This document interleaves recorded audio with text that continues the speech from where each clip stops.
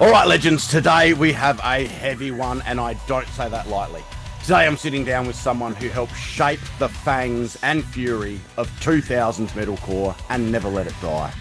Bleeding Through didn't just ride the wave, they lit the damn thing on fire.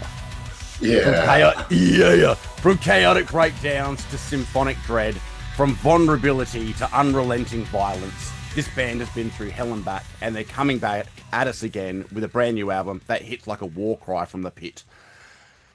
Brendan, how are you, brother? Yeah, It's so good to see you again. What's I'm going doing on, well. mate? Excellent. Just kind of at the gym and fucking doing my 9 to 5er. It's actually like more like a 6 a.m. to like 6 a.m.er.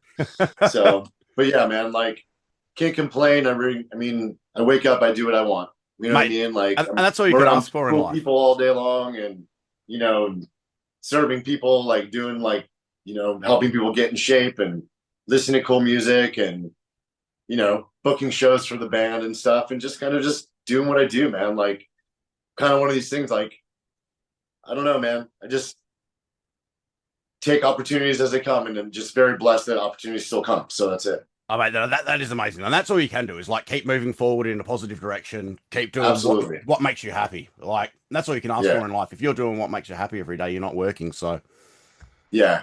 yeah, Fuck yeah. that's awesome, mate. I am like an old school fan. I've been following your career since like 18 Visions Throwdown at the same time. Yeah. You were a guitarist back then. I am You are, still. yeah, no, which is like kind of. I've seen a lot of people talk to you. No one ever talks about guitar with you. No. Do you still play? Oh yeah. Like, I'm not gonna like diminish. I would say like I've written over 50% of all Bleeding Through stuff. Fuck yes. Yeah, see, that's dope. So it's more like one of those things where like I'm not like a sit down and jam the guitar all day guy. Yep. I don't shred. Like, I tried to like set aside time to like let's learn how to fucking shred. I can't rip like that. Like, I am the but what I same, mate. can I'm do, the same. yeah. But what I can do is if you hand me a fucking guitar, I'll riff the fuck out.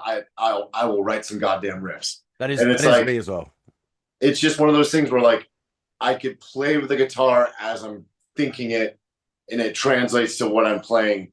It's but it's one of those things where like uh I wouldn't necessarily say I'm like a good guitar player. Like, I'm good as a writing guitar player. But Yeah. like if someone was like, dude, can you like fill in and play guitar for us on a tour? I would be like, fuck you, no way. Yeah. Unless it was like some like easier like banana get like hardcore riffs like Yeah. all day long, like easy. But even now, like hardcore is like so intricate, and I would just fumble fingers all over the fucking place. Oh, mate, It would sound like if I played guitar for somebody, I would have to have a backing track for me, because I would be like, it'd be like in Guitar Hero when you fuck up all the time and it's all bing bing bing bing bing. It's like that's what my guitar would sound like.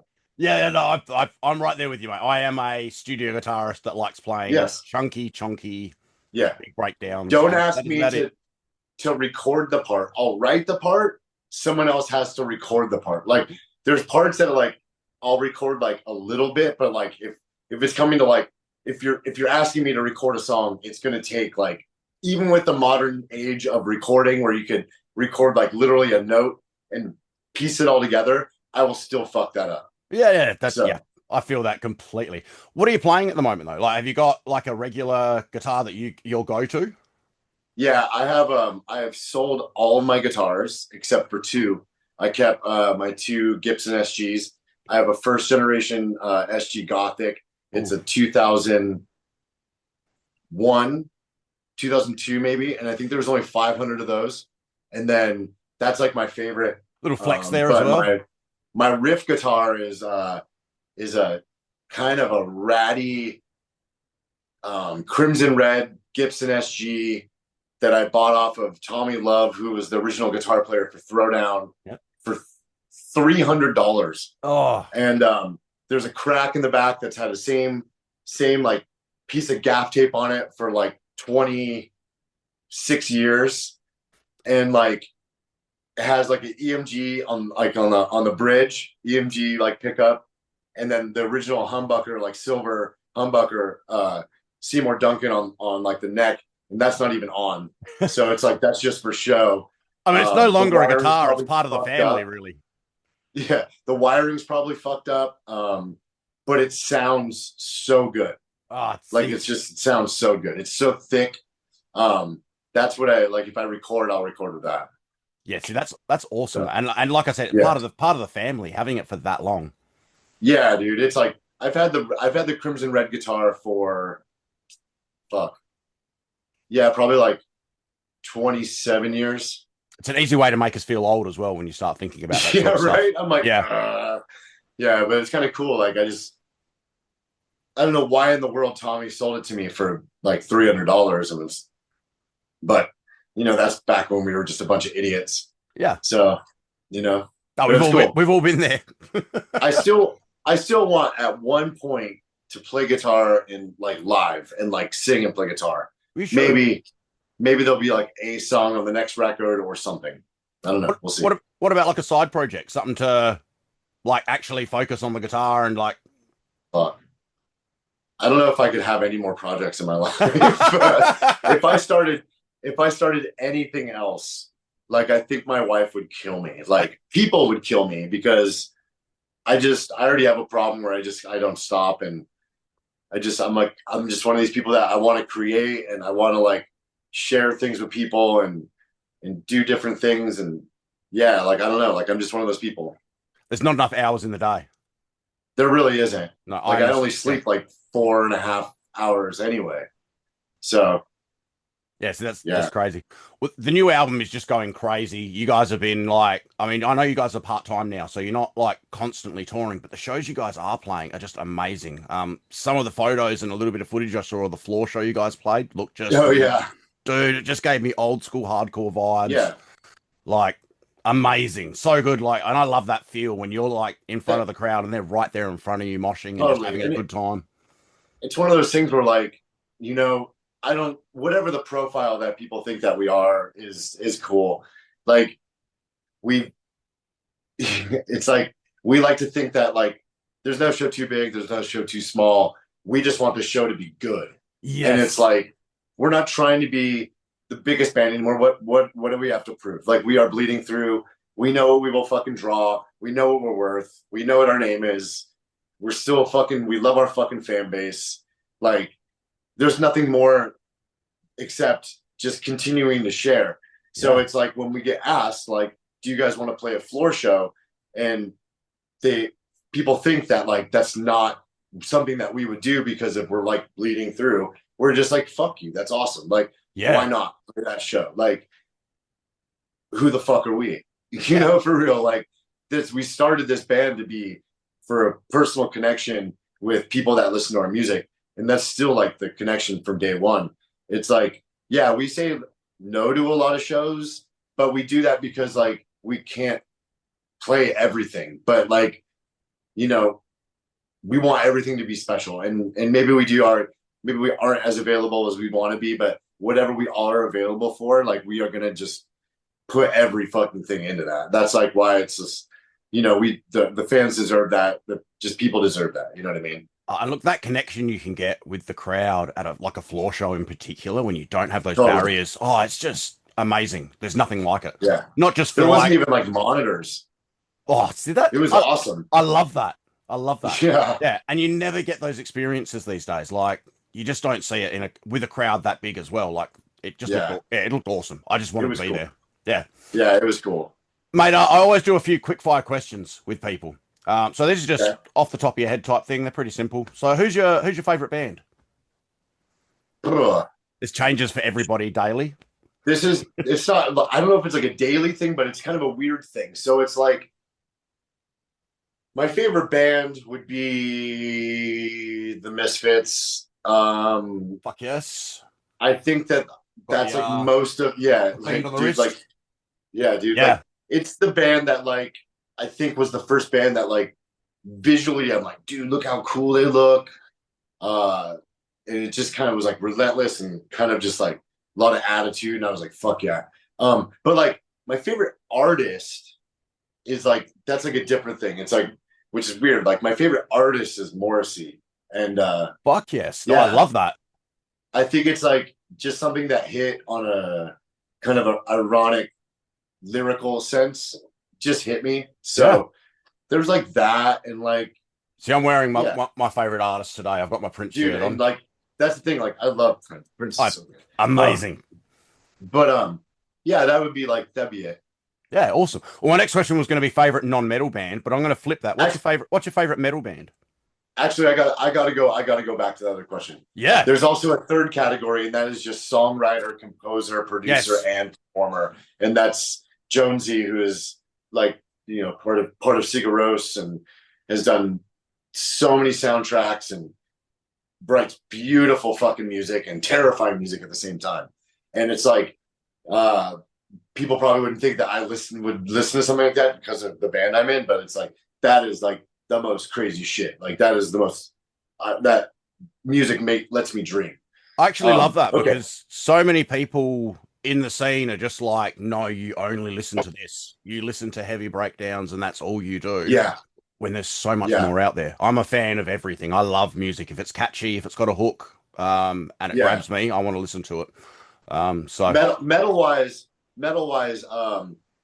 I'd say it's a two-horse race between um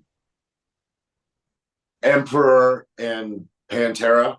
fuck yes. Pantera was like the band that just made it. That was like, I was like, fuck yes. That's like introduction into heavy. One of my first loves. So like so much like energy and like, and then when I kind of got into like the metal thing and started listening to black metal, and Emperor just kind of just blew me away. And it was like unlike anything like I've heard. And it kind of just opened me up to a lot of different things. And so probably those two is a two-horse race. That is awesome. I love that. I love Yeah. that. What's the best gig you've ever been to? Doesn't have to be something you played, but best show, something Shit. that stands out. Could be something from when you were a kid, could be something like recent. Trying to think. Like I think the one show that was like probably floored me more than anything else was it was in 1990. Here's an old one. 1993. A band from Cleveland came to the West Coast called Integrity, and I was Awesome really band. into that band. And they terrified me because it was like Dwid was like tattooed, and like back then, like nobody was tattooed. Like bikers were tattooed, and that is it. Yeah. Like so that was like, you know what I mean? So or you're a tattoo artist. Yeah. Not in bands, it's like a lot of bands didn't have like full sleeves and shit. And I remember like just seeing that show and just being like, fuck, like that's awesome. Like I wanted to be him. You know what I mean? I wanted to be that. So like that show was like that was one of those shows where I'm like, yeah, like this is it made it flesh and blood because there was like a couple hundred people, not a fucking like stadium and shit. And I was like, dude, like that dude is so fucking intimidating, but so raw, and it's like close up and it feels like human. See, that's awesome. It was so fucking cool. For me, MXPX. First time they That's came out cool, to man. Australia. Yeah, I love those guys. They're one of my favorite. They're like my introduction to alternate sort That's of awesome. stuff. And growing up in like a churchy kind of town, being able to go to my local Christian bookstore and pick up a punk rock album was amazing. So Yeah. yeah, but no, and yeah, same thing though. Covered in tattoo, like Mike, covered in tattoos. Yeah. The crazy thing about like Christian music is like there'll be people like for me, like I'm not Christian, but I'm all for like music that has like a little bit of religious undertones because it's like, dude, like how much stuff did you listen to because you could listen to Christian music? Like even like the heavier stuff, like stuff like Norma Jean or even before that, like I wanted to do heavy vocals because of Zayo. Yeah. It was Zayo that made me want to do, and was like brutal. And then Embodiment as well. Yeah. There's a band called Embodiment that were like the OG deathcore band before there was deathcore. So Matt Garza, the drummer for Embodiment, the little known fact is when we did a tour with Machine Head and Hatebreed and Immure in Japan and Australia, Matt Garza was filling in drums for us. Oh, see, that is amazing. And I did not know that. Zayo is still one of my favorite bands, and always will be. I hope to get to see them one day. I don't think they'll ever get out. Yeah, you will. I don't think they'll ever get out over here. But I You would never definitely. fucking know, dude. Well, this is true. This is true. This is true. Yeah, mate. What's the best gig Bleeding Through have ever played, or you've played personally? It doesn't have to be Bleeding Through. My personal favorite Bleeding Through moment is my introduction, which was the Hellfest DVD. Um, Yeah. and that was like, we got that going. Brandon's got a new band that he's singing in. And that was the reason we bought that DVD. And I played the fucking shit out of that constantly. That's cool, man. Yeah. Let me dive into this really quick. Yeah.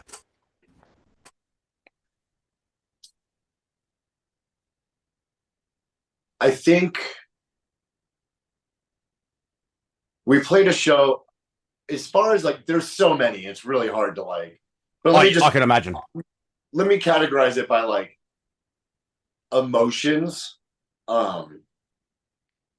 When Bleeding Through in 2013 did Europe for like what we were thinking was possibly going to be the last time, which all those farewell things were. We kind of wanted to tiptoe around the farewell thing because we're like, we're going away.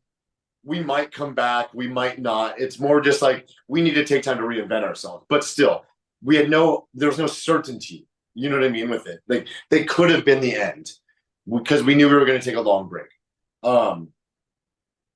We played London, the Underworld, on that, and it was like, dude, we have a very, very strong connection to London for a strange reason. Not really strange, but we went there the first time in 2003, and it was the first place we played where like we felt like we were home. We're like, dude, this is like a home show. Like all these people know who the fuck we are. Like what the fuck, and we're in a different country. We had some shows like that in Australia too in 2005 that were like, what the fuck.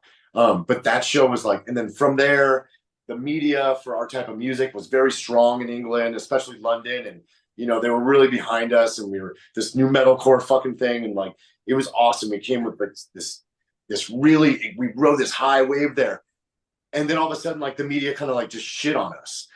I don't know why. We got popular, and they're like, "Oh, well, Bleeding Through fucking sucks now." And it's like they just started saying that, and then we saw people turn, and then when we played that show, it was like we've been through so much highs and lows, especially in that market, but the diehard stayed so diehard, and that show was just it was like a fucking emotion bomb. That's awesome. Crazy, dude. It was just like I didn't even have to sing. It was like every word was just like microphone in this crowd, and it was just like I don't even know how many fucking people were there, but it was just like the loudest, dungeonous fucking place called the Underworld in London, and it just exploded. And I just remember that. And then afterwards, it was like, holy fuck, that might be the last time. And I just like broke down. Like hard. Yeah. Gnarly. That's awesome, though. You can see how we're acting right now. Like that. Yeah. That's like a reflection. Shit. Sorry, bro. No, don't be. Don't be. Like, that's real. And I love that. I love that. Being real is like everything. That's amazing that the emotional release from that and just your reaction shows like how much that still means to you. Yeah, it's awesome. It's awesome. Damn right. Yeah, fuck yeah, man. That's the stuff we can only live for and dream to have moments like that in life. So totally. Yeah. And we get to go back. We get to go back to that place in October. Fuck yes. Fucking nuts. But I think dude, that is awesome. And I would say to you, like, I would challenge you to put that story out there and then follow it up with some video of like after that show. Like, that's the sort of stuff people want to see. It's gonna be fucking rad. Yeah, but that's fucking awesome. Mate, I got one more for you. Dream collab. If you could collab with anybody, dead or alive, on a new Bleeding Through album, or someone asks you to come over and be on their album, who is it? Well, we'll go back to the Emperor thing. I would probably get Isan to do it. Yes. I mean, like Jonesy would be great, but it's like working with Isan would be like pretty fucking awesome. I hope I'm pronouncing his name right. I don't even fucking know. Yeah, I don't know either. I've heard it pronounced 1,000 different times. Yeah. So. But that would just be cool. I would love to just expand my mind and work with that dude. Like, But I mean, really, I just cried on a podcast. So I don't know if the black metal dude would be that. No, like I said, that is Listen, real. I'm Italian. What am I supposed to do? I'm filled with emotion. Mate, you can just tell by the hands. Dude, I'm a top. I don't even know what to do with them sometimes. But yeah, dude, like that would be like the best. That would be the best. Yeah, no, that is awesome. Hey, it's out there But now. I'm like such a bro. I'm such a weenie. Like I know a lot of people that are very close with him that I'm very close with, and like even like I went to go see Emperor a couple weeks ago, and like he was sitting at a table next to us. We were getting food before, and it was like everybody at his table I'm friends with, and they all said like, "What's up?" And they're like, "You want to go meet him?" I'm like, "Nope, I'm good." Like just total dork. Like I don't know. I know the feeling very, very well. It's very much how I felt sitting around waiting for you guys to rock up the day we played with you guys. So you know what though? Like we cut that thing off. We go straight up to the bands and be like, all right, we're fucking hanging out. No, and you know that was amazing. I was sitting there before the show thinking it's either going to go one of two ways. They're going to rock up and it's going to be heads down, we're here to work, or they're going to hang out. Yeah.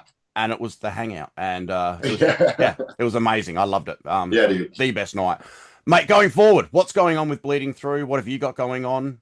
This is your chance to like plug, promote, whatever you want. Well, I mean, right now we just have like a lot of touring going on. We have like some, we're filling out the summer. We're doing a lot of weekend stuff, going to Europe. We have like South America coming up in 2006. As far as releases go, we have. Yeah, I'll just plug it anyway. Our first record, Dust to Ashes, that a lot of people didn't even know existed, just got released on streaming devices because people thought Portrait of the Goddess was our first, and it wasn't. Just got released, and it was never released on vinyl. So we're working with the original record label, Prime Directive Records, to finally release that on vinyl. That's going to be coming out soon. And then we have some peeking into like 2026, we have, The Truth is turning 20 years old, and that's fucking devastating because you want to feel old. There you go. Yeah. I remember buying it when it came out. So yeah, and we have some cool. I think we're gonna do some like re-recordings of some songs on that, like we did for This Love Is Murderous. Probably not the songs that people think, but we're gonna do that. So awesome. Yeah. Do you think we'll see you back out? We're just chilling. Do you think we'll see you back out in Australia anytime soon? We're going to try to work on that. I don't know if it's going to be 06, but it will probably be like the tip of 07 or 27. 07. Nice. Do you want to go back to 06? Oh, hey. If we can go back to 2006, we'll be there in 2 weeks. Yeah, we'll try to go back as soon as possible. We'll see. Maybe we'll come back earlier. I'm like thinking when the hell we were there. We're like 2024. Let's take 20. Yeah, maybe 2026. Let's see. Mate, we would love to have you back here. A new record. So there we go. Yeah. Hey, we would love to have you back here. We're hanging out to hear some of these new songs live as well. So cool. We've got a few little sneak peeks at the Australian shows. But really looking forward to hopefully getting to catch you guys. Mate, it is so good getting to not just chat, but just get to see you again. And good to see you too, bro. Look after yourself. I know you're a very busy man, so I'll leave you to continue with your day, mate. But I appreciate it. Cool. Thanks for adjusting the time and stuff, bro. You are all good, mate. Not a problem at all. Enjoy the rest Later, of your brother. day. Thanks, mate.